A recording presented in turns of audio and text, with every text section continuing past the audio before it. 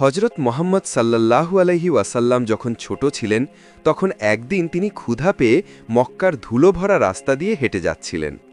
তিনি যেই রাস্তা দিয়ে যাচ্ছিলেন সেই রাস্তা থেকে কিছু দূরে আবু জাহেলের খেজুরের একটি বাগান ছিল। সেই সময় আবু জাহেল একজন ইহুদি লোকের সাথে মিলে খেজুর একটি বস্তায় ভরছিলেন। নবী মোহাম্মদ সাল্লাল্লাহু আলাইহি ওয়াসাল্লাম খুব ক্ষুধার্ত ছিলেন, তাই তিনি দুটি খেজুরের আশায় ধীরে ধীরে বাগানের দিকে এগোতে লাগলেন। যখন তিনি বাগানে পৌঁছালেন তখন তিনি দেখলেন যে সেখানে আবু জাহেল ও একজন ইহুদি লোক উপস্থিত আছেন। তাই নবী মোহাম্মদ সাল্লাল্লাহু আলাইহি ওয়াসাল্লাম আদবের সাথে সালাম করলেন এবং বললেন, আসসালামু আলাইকুম চাচাজান, আমার খুব ক্ষুধা লেগেছে, আপনি কি আমাকে দুটি খেজুর দিতে পারবেন? তখন আবু জাহেল শিশু নবীর দিকে ঘৃণার দৃষ্টিতে তাকিয়ে বললেন, আমি তোমাকে খেজুর দিতে পারি, কিন্তু একটি শর্ত আছে। ওই যে ইহুদি দাঁড়িয়ে আছে তার বস্তাটি তুমি যদি নিজের মাথায় রেখে আমার বাড়ি পর্যন্ত পৌঁছে দাও তাহলে খেজুর পাবে। আবু জাহেলের কথায় শিশু মোহাম্মদ সাল্লাল্লাহু আলাইহি ওয়াসাল্লাম রাজি হয়ে গেলেন।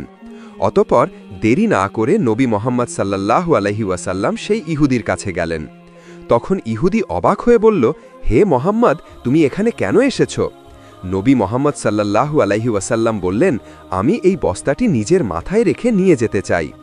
শিশু মোহাম্মদ সাল্লাল্লাহু আলাইহি ওয়াসাল্লামের কথা শুনে ইহুদি চমকে গেল এবং বলল, এত অল্প বয়সে কি তুমি এই বস্তাটি তুলতে পারবে? তখন নবী মোহাম্মদ সাল্লাল্লাহু আলাইহি ওয়াসাল্লাম হেসে বললেন, হ্যাঁ, নিশ্চয়ই তুলতে পারব। তারপর নবী মোহাম্মদ সাল্লাল্লাহু আলাইহি ওয়াসাল্লাম সেই বস্তাটি মাথায় রাখলেন এবং চলতে শুরু করলেন। ছোট ছোট পা, ক্লান্ত শরীর, কিন্তু মুখে এক অদ্ভুত আধ্যাত্মিক শান্তি ছিল। আবু জাহেল এবং সেই ইহুদি লোকটি শিশু মোহাম্মদ সাল্লাল্লাহু আলাইহি ওয়াসাল্লামের পিছন পিছন যাচ্ছিলেন। এইভাবে চলতে চলতে কিছুক্ষণ পর বস্তাটি আবু জাহেলের বাড়ির সামনে রাখা হলো। ইহুদি লোকটি বাড়ির ভিতরে নিয়ে চলে গেল। তখন নবী মোহাম্মদ সাল্লাল্লাহু আলাইহি ওয়াসাল্লাম বললেন, চাচাজান, এখন আমাকে খেজুর দিন। তখন আবু জাহেল শুধু একটি খেজুর দিলেন। নবী মোহাম্মদ সাল্লাল্লাহু আলাইহি ওয়াসাল্লাম নরম সুরে বললেন, আপনি কি আরেকটি খেজুর দেবেন না? এই নিষ্পাপ অনুরোধ আবু জাহেলের ভেতরের আগুনকে যেন আরও বাড়িয়ে দিল। রাগে ভরে সে নবীর মুখে একটি জোরে থাপ্পড় মারল এবং সেই মুহূর্তে যেন সূর্য ডুবে গেল, আকাশ ফেটে পড়ল, বাতাস থেমে গেল এবং পাহাড়ও কেঁদে উঠল। কিন্তু আবু জাহেল হাসতে হাসতে নিজের বাড়ির ভেতর চলে গেল। ভেতরে গিয়ে যখনই সে খেজুরের বস্তা খুলল তখন চমকে দেওয়ার মতো দৃশ্য তার সামনে এলো। আবু জাহেল দেখল যে সব খেজুর ছোট ছোট পাথরে পরিণত হয়েছে। এটি দেখে সেই ইহুদি হতবাক হয়ে গেল, তার চোখ কপালে উঠে গেল এবং মুখ বন্ধ হয়ে গেল। সে আশ্চর্য হয়ে দৌড়াতে দৌড়াতে নিজের সর্দারকে এই খবর দিতে চলে গেল। ওদিকে আবু জাহেল বাড়ি থেকে বাইরে এসে ব্যঙ্গ করে বলল, হে মোহাম্মদ, তুমি তো খুব বড় জাদুকর, তুমি আমার খেজুরের উপর জাদু করেছ। তখন নবী মোহাম্মদ সাল্লাল্লাহু আলাইহি ওয়াসাল্লাম মাথা নিচু করে খুব নরম সুরে বললেন, চাচাজান, আমি তো কিছু জানি না। এটি শুনেই আবু জাহেল আরও একটি থাপ্পড় মারল। তার আওয়াজ যেন আকাশ চিরে গেল। সব কিছু থেমে গেল এবং সেই নিষ্পাপ শিশুর চোখ থেকে একটি অশ্রু গড়িয়ে পড়ল। কিন্তু কি মমতা ছিল, কি রহমত! নবী শুধু এতটুকু বললেন, চাচাজান, আপনার হাতে আঘাত লাগেনি তো? সুবহান আল্লাহ! কি করুণা, কি মানবতা! নিজে থাপ্পড় খেলেন, কিন্তু চিন্তা সেই মানুষটির যিনি মারলেন। তারপর নবী মোহাম্মদ সাল্লাল্লাহু আলাইহি ওয়াসাল্লাম এই সব অপমান, কষ্ট এবং ক্ষুধা নিয়ে বাড়ি ফিরে গেলেন না, বরং চুপচাপ পাহাড়ের ধারে গিয়ে দাঁড়িয়ে গেলেন। গাছ এবং পাহাড় যেন ডেকে উঠল। আফসোস, যাকে সৃষ্টি করা না হলে এই পৃথিবী, এই আকাশ কিছুই থাকত না। সেই মহান নবী আজ ক্ষুধার্ত, অপমানিত, অবহেলিত হচ্ছেন। কিন্তু তবুও আবু জাহেলের মতো নিষ্ঠুর হৃদয়ে না দয়া এলো, না চোখে অনুশোচনার এক ফোঁটা। ওদিকে সেই ইহুদি লোকটি নিজের সর্দারের কাছে দৌড়ে পৌঁছে গেল এবং হাঁপাতে হাঁপাতে বলল, আজ আমি এমন একটি ঘটনা দেখেছি যা কল্পনারও অতীত। আবদুল্লার ছেলে মোহাম্মদের মধ্যে এমন এক অলৌকিক শক্তি আছে যে শুধু একটি থাপ্পড় লাগার পর সব খেজুর পাথর হয়ে গেল। আপনিই বলুন, এটি কি জাদু হতে পারে নাকি কোনো ঐশ্বরিক শক্তি? এটি শুনে সর্দার কিছুক্ষণ চুপ করে রইল। তারপর গম্ভীর কণ্ঠে বলল, আমরাও শুনেছি আমাদের আসমানি কিতাবে মোহাম্মদের নাম উল্লেখ আছে যে তিনি শেষ এবং সবচেয়ে মহান নবী হবেন। কিন্তু কি সত্যি ইনিই মোহাম্মদ? এটি জানা জরুরি। আমাদের নিজেদের ধর্মীয় গুরুর সাথে যোগাযোগ করতে হবে।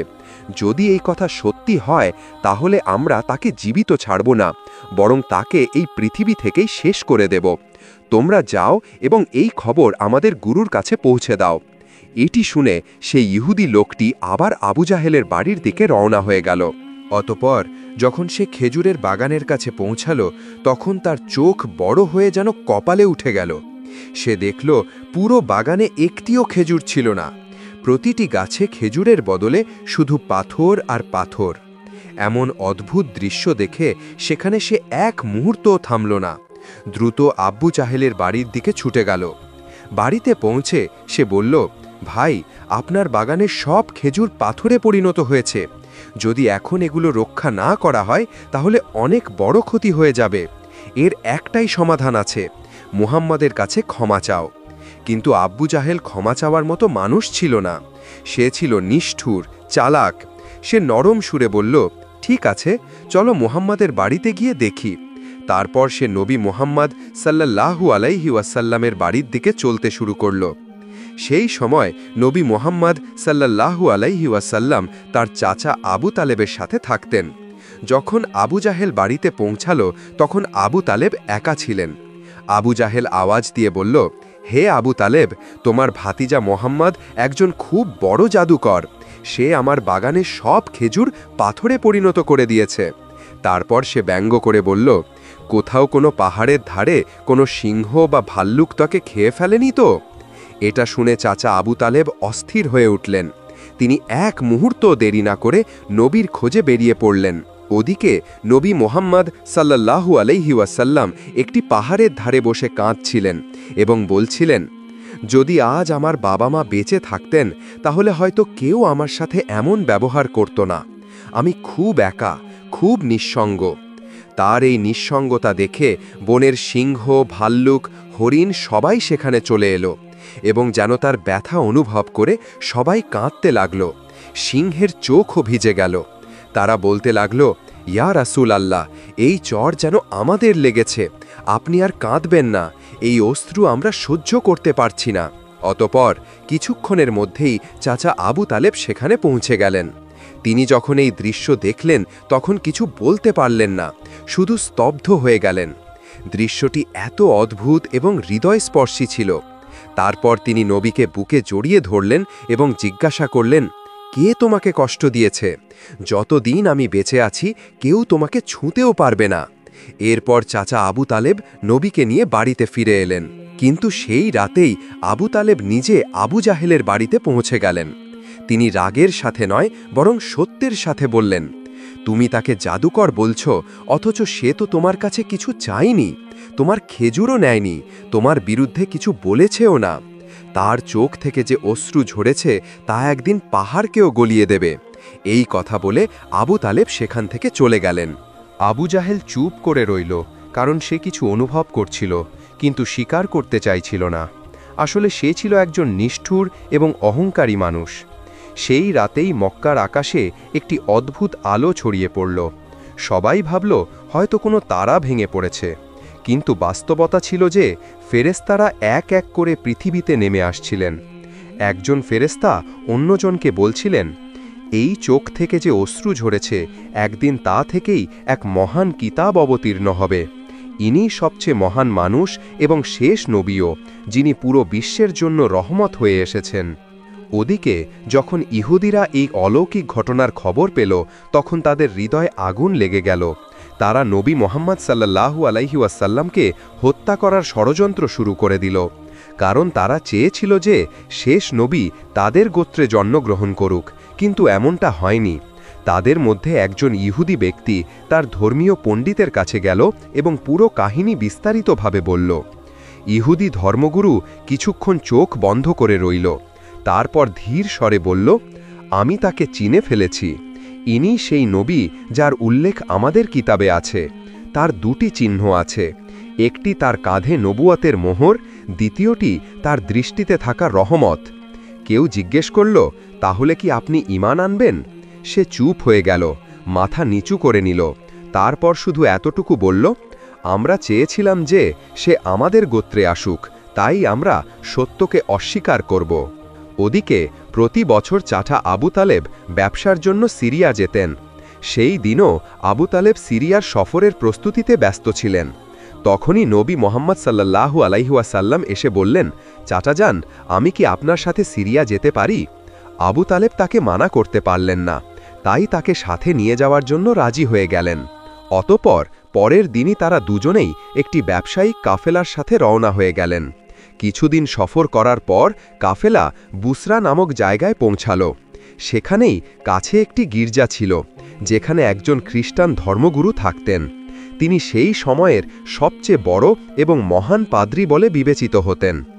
যখন কাফেলা সেখান দিয়ে যাচ্ছিল, তখন সেই খ্রিস্টান ধর্মগুরু একজন যুবককে দেখলেন, যার মাথার ওপর একটি মেঘের টুকরা ছায়া দিয়ে চলছিল।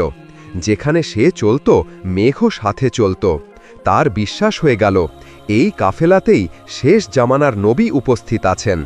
সঙ্গে সঙ্গে তিনি তার কিতাব বের করলেন, পড়লেন, দেখলেন এবং পাকা নিশ্চিত হয়ে গেলেন। তিনি দ্রুত তার একজন লোককে বললেন, যাও, এই কাফেলার সব লোককে এখানে ডাকো, তাদের দাওয়াতে ডাকো। সেই লোকটি গেল এবং কাফেলার লোকদের বলল, ভাইরা, আমাদের ধর্মগুরু আপনাদের সবাইকে খাবারের জন্য আমন্ত্রণ জানিয়েছেন, অনুগ্রহ করে গ্রহণ করুন। তার কথা শুনে সবাই সেই গির্জায় পৌঁছাল। ধর্মগুরু সবাইকে ভালো ভোজ দিলেন। কিছুক্ষণ পর তিনি আবু তালেবকে বললেন, হে কাফেলার সর্দার, মনে হচ্ছে এই শিশুর মা বাবা আর এই পৃথিবীতে নেই। তার কথা শুনে আবু তালেব বললেন, হ্যাঁ, আপনি ঠিকই বুঝেছেন, এখন আমিই তার দেখাশোনা করছি। তারপর পাদ্রী গম্ভীরভাবে বললেন, মনে রেখো, তোমার ভাতিজা আল্লাহর শেষ নবী, তার পিঠে নবুয়তের মোহর আছে, তার চোখে রহমত আছে, তাকে কখনো একা ছেড়ো না। যদি ইহুদি ও নাসারারা জানতে পারে, তাহলে তারা তাকে মেরে ফেলার চেষ্টা করবে। খ্রিস্টান পাদ্রীর কথা শুনে আবু তালেব অবাক হয়ে জিজ্ঞেস করলেন, আপনি এসব কিভাবে জানলেন? খ্রিস্টান পাদ্রী জবাব দিলেন, আমি আমাদের কিতাবে এই ঘটনার বিস্তারিত পড়েছি।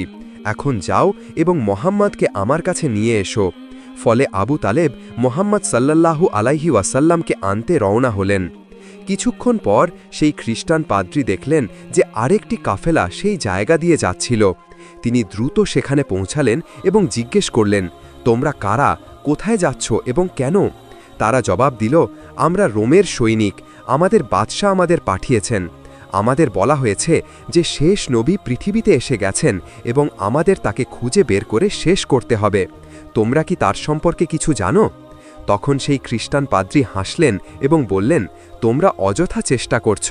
যদি আল্লাহ শেষ নবীকে পাঠিয়ে থাকেন, তাহলে তিনিই তার হেফাজত করবেন। এই পৃথিবীতে কারও এত শক্তি নেই যে তাকে ক্ষতি করতে পারে। তাই তোমরা রোমে ফিরে যাও।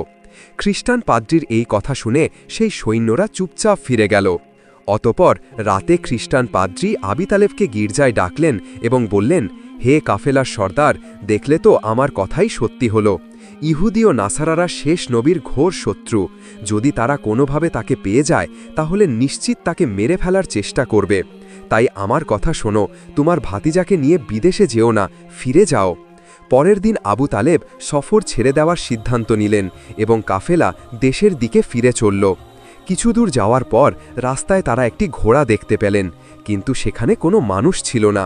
তাই তারা নেমে দেখলেন যে একজন মানুষ মর্মর অবস্থায় পড়েছিল। আসলে সে একজন ইহুদি ছিল, যে শেষ নবীকে মারতে এসেছিল। কিন্তু আজ সেই নবী নিজেই নিজের হাতে তাকে পানি পান করিয়ে তার জীবন বাঁচাচ্ছিলেন। তারপর তাকে সাথে নিয়ে কাফেলা আবার রওনা হল। চলতে চলতে তারা একটি সমুদ্রের তীরে পৌঁছালেন, যেখানে জেলেদের একটি বসতি ছিল। কাফেলা সেখানেই আরামের জন্য থামল। কিন্তু সেই জেলেরা মূর্তি পূজক ছিল এবং গভীর কুসংস্কারে ডুবেছিল। আবু তালেব সেখানে পৌঁছালেন, যেখানে কিছু লোক মূর্তির সামনে ঝুঁকেছিল। তিনি একজনকে জিজ্ঞেস করলেন, ভাই, তোমরা এভাবে মূর্তির পূজা কেন করছো?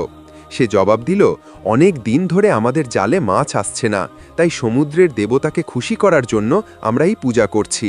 ওদিকে নবী করিম সাল্লাল্লাহু আলাইহি ওয়াসাল্লাম দেখলেন একটি বড় মূর্তির পাশে একজন মহিলা ও তার সন্তান শিকল দিয়ে বাঁধা আছে। তাদের কোরবানির জন্য বাধা হয়েছিল। জেলেদের বিশ্বাস ছিল যে এমনটা করলে দেবতা খুশি হবেন এবং তাদের জালে মাছ আসবে। তখন নবী করিম সাল্লাল্লাহু আলাইহি ওয়াসাল্লাম ধীরে ধীরে সেখানে পৌঁছালেন এবং মা ও ছেলেকে সেই শিকল থেকে মুক্ত করে দিলেন। সেই মুহূর্তে একজন জেলে এসে ঘাবড়ে গিয়ে বলল, যাদের কোরবানি দেওয়ার জন্য বাধা হয়েছিল তাদেরকে কোনো এক বাচ্চা মুক্ত করে দিয়েছে। এটা শুনে সবাই রাগে নবীকে ধরতে দৌড়ালো। আবু তালেব তাদের থামাতে এগিয়ে গেলেন। তখনই সবার চোখ একটি অলৌকিক ঘটনা দেখে বেরিয়ে এলো। সেই বড় মূর্তি নিজেই পড়ে ভেঙে গেল। সমুদ্রে প্রবল ঢেউ উঠতে লাগলো এবং তাদের সাথে প্রচুর মাছ ওপরে চলে এলো। জেলেরা জাল ফেলে মাছ ধরতে লাগলো এবং আনন্দে মেতে উঠল। এসব দেখে আবু তালেব হতবাক হয়ে গেলেন। আসলে নবী করিম সাল্লাল্লাহু আলাইহি ওয়াসাল্লাম সেই সময় সমুদ্রের ধারে দাঁড়িয়ে নিজের রবের কাছে দোয়া করছিলেন এবং সেই দোয়ার বরকতে আল্লাহ তাআলা সমুদ্রকে মাছ দিয়ে ভরে দিলেন। তখন কাফেলা মক্কার দিকে রওনা হয়ে গেল। মক্কায় পৌঁছানোর পর নবী মোহাম্মদ সাল্লাল্লাহু আলাইহি ওয়াসাল্লাম তার চাচা আবু তালেমের ছাগল চড়াতেন। একদিন ছাগল চড়িয়ে ফেরার সময় নবী মোহাম্মদ সাল্লাল্লাহু আলাইহি ওয়াসাল্লাম দেখলেন এক জায়গায় গোলাম ও দাসীদের হাট বসেছে। পুরুষদের গরম লোহা দিয়ে পেটানো হচ্ছিল এবং মহিলাদের উচ্চ দামে বিক্রি করা হচ্ছিল। এই দৃশ্য দেখে নবীর হৃদয় কেঁপে উঠল। ওদিকে নবীর এক চাচা আবু রাহাব গোলামদের কেনাবেচা করতেন। তিনি একজন নিরপরাধ দাসীকে অত্যন্ত চড়া দামে বিক্রি করছিলেন। তখনই সেই দাসীর স্বামী দৌড়াতে দৌড়াতে এলো এবং বলল, হুজুর, আপনি এই জুলুম করবেন না, আমাদের ক্ষমা করে দিন। সে বড় অসহায় ভাবে এবং কাকুতি মিনতি করে কাঁদতে লাগল, কিন্তু আবু লাহাব তার কথা শুনছিল না। সেই সময় আমাদের রহমতের নবী মোহাম্মদ সাল্লাল্লাহু আলাইহি ওয়াসাল্লাম সেখানে পৌঁছে গেলেন এবং চাচা আবু লাহাবকে বললেন, চাচা, এই মহিলাকে বিক্রি করবেন না। আবু লাহাব কটমট করে তাকিয়ে বলল, আমি একে খুব চড়া দামে কিনেছি, যদি তুমি এর দাম পরিশোধ করে দাও তাহলে নিয়ে যাও। তখন নবী মোহাম্মদ সাল্লাল্লাহু আলাইহি ওয়াসাল্লাম কিছু না বলে তার দাম পরিশোধ করে দিলেন এবং সেই দিন সেই মহিলা আমাদের প্রিয় নবীর কারণে মুক্ত হয়ে গেল। তো প্রিয় দর্শক, এই ছিল আমাদের আজকের এই ভিডিও। কেমন লাগলো কমেন্ট করে আমাদের অবশ্যই জানাবেন। আজ তাহলে এই পর্যন্তই। আপনারা ভালো থাকবেন, সুস্থ থাকবেন। আল্লাহ হাফেজ।